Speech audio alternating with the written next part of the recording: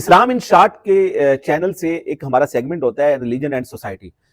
تو اسی plate form سے آج آپ کے ساتھ ایک پیغام شیئر کرنے جا رہا ہوں جو ہمارے معاشرے میں ایک بہت ہی اہم مسئلہ ہے.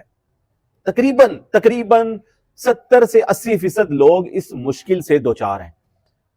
اور یقین کریں آپ یہ تصویر دیکھیں, آپ یہ جو تصویر دیکھ رہے ہیں, میں نے بھی جب یہ تصویر دیکھی تو بڑا حیران ہوا. یہ گاڑی کے اوپر کور کیسا ہے؟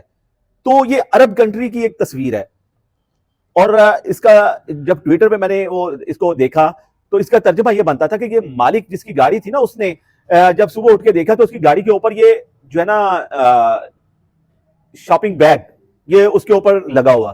تو اس نے اپنا ادھر ادھر کوشش کی اور ہمسایوں سے پوچھا کہ بھئی یہ میری گاڑی کے اوپر شاپنگ بیگ کون لگا گیا ہے؟ تو ہمسایوں نے بتایا کہ جناب ہمارے گھر میں پینٹ ہو رہا ہے, پینٹ کا کام چل رہا ہے, تو آج جو ہے نا ایئر پریشر کے ساتھ کام ہونا تھا, تو ہمیں ڈر تھا کہ کہیں ایسا نہ ہو کہ آپ کی گاڑی باہر کھڑی ہے کہ کچھ جو شاور سے کچھ ڈراپس جو ہے نا وہ آپ کی گاڑی پر نہ آ جائیں, آپ کی گاڑی خراب نہ ہو جائے, آپ کی گاڑی کا پینٹ خراب نہ ہو جائے, تو ہم نے اس کے اوپر شاپنگ بیگ لگا دیا. یقین کریں کہ وہاں پہ جو بھی ہے نا, لیکن کچھ نہ کچھ اخلاقیات ہیں.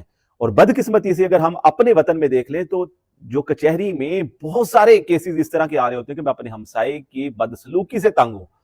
میرا ہمسایہ اپنے گھر کا کوڑا میرے سامنے گھر کے سامنے پھینک جاتا ہے, میرا ہمسایہ اونچی آواز میں ڈیک لگا لیتا ہے, میرے لیے جو ہے نا اذیت کا باعث بنتا ہے, میرا ہمسایہ جو ہے وہ میرے گھر کے سامنے گاڑی لگا کر مجھے تنگ کرتا ہے.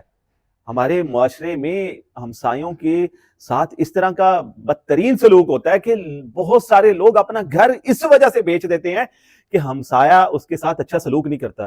جبکہ احادیث مبارکہ کی روشنی میں اگر ہم دیکھیں تو جب نبی پاک صلی اللہ علیہ وسلم ہمسایوں کے حقوق بیان فرمایا کرتے تھے, صحابہ کرام فرماتے ہیں کہ ہم ڈرتے تھے کہ کہیں ایسا نہ ہو کہ حضور یہ بھی فرما دیں کہ ہمسایوں کے جو ہے نا جائیداد میں بھی حقوق ہیں, حصہ ہے ان کا.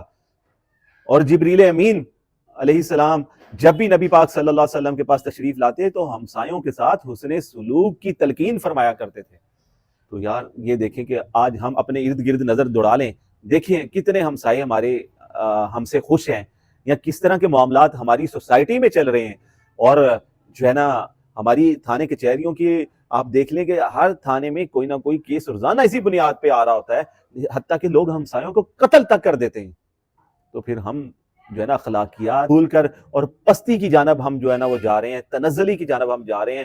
نہ ہم ہمسایوں کے حقوق کا خیال کرتے ہیں, نہ ہم اپنے رشتہ داروں کے, نہ ہم اپنے دوستوں کے, نہ ہم اپنے مذہب کے, نہ ہم جو ہے کوئی جو ہے نا ایمانداری کے ساتھ کام کر رہے ہیں. تو لیکن پھر اس کے نتائج تو یہی ہوں گے کہ عدم برداشت ہوگی, پریشانیاں ہوں گی, مشکلات ہوں گی, اور ہم اسی طرح ذلیل ہوتے رہیں گے.